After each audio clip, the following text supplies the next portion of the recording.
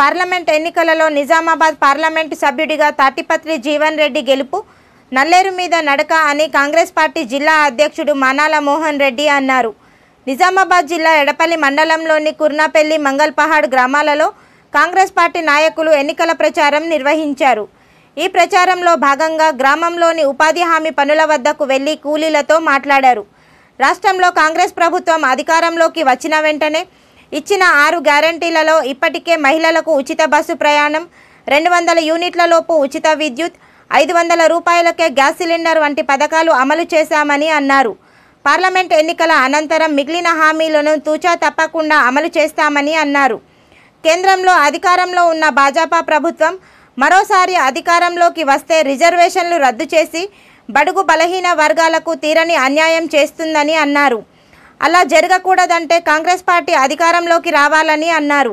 బడుగు బలహీన వర్గాలను ఆదుకునే ఏకైక ప్రభుత్వం కాంగ్రెస్ ప్రభుత్వం అని అన్నారు.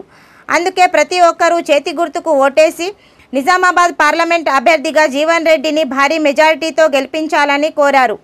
అనంతరం ఈ కార్యక్రమంలో మండల అధ్యక్షుడు పులి శ్రీనివాస్, జిల్లా పరిషత్ ఉపాధ్యక్షురాలు రజిత ఎల్లయ్య యాదవ్, జిల్లా నాయకులు బిల్లా రామ్మోహన్, ఎస్సీసెల్ జిల్లా అధ్యక్షుడు ఈరంటి లింగం, మండల నాయకులు పాల్దా భాస్కర్ రెడ్డి, గాంధారి హనుమంత్ రెడ్డి, సంజయ్, ఎజాజ్, నవీన్, ఫర్హాన్ తదితరులు పాల్గొన్నారు. ఉపాధి హామీ కూలీల వద్దకు వెళ్ళి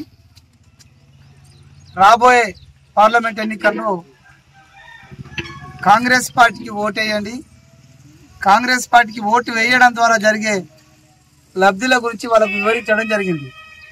ప్రధానంగా కాంగ్రెస్ పార్టీ గతంలో కేంద్రంలో అధికారంలో ఉన్నప్పుడు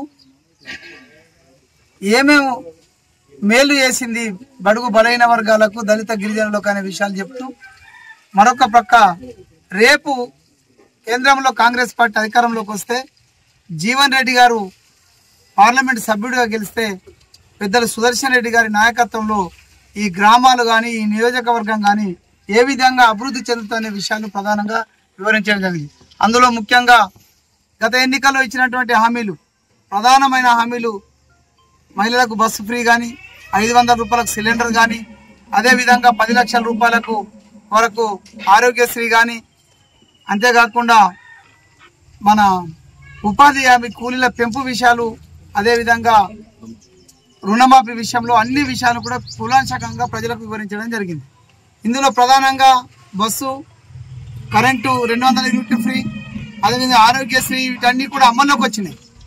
రానన్నిటి కూడా ఎన్నికల తర్వాత త్వరితగతిన పూర్తి చేస్తామని చెప్తూనే మరొక పక్క రాహుల్ గాంధీ గారు, మల్లికార్జున ఖర్గే గారు ఇచ్చినటువంటి 5 న్యాయాలకు సంబంధించి యువకులకు ఉద్యోగాల విషయంలో, మహిళలకు, పేదింటి మహిళలకు 1,00,000 రూపాయల విషయంలో, ఈజీఎస్ కూలీలు 400 కనీస వేతనం 400 రూపాయల విషయంలో, అదేవిధంగా బలహీన వర్గాలు బడుగుల సంబంధించినటువంటి మేళ్ల విషయంలో కాంగ్రెస్ పార్టీ ఏ విధమైనటువంటి హామీలు ఇచ్చిందో ఆ హామీలన్నింటినీ కూడా తెలియజేయడం జరిగింది.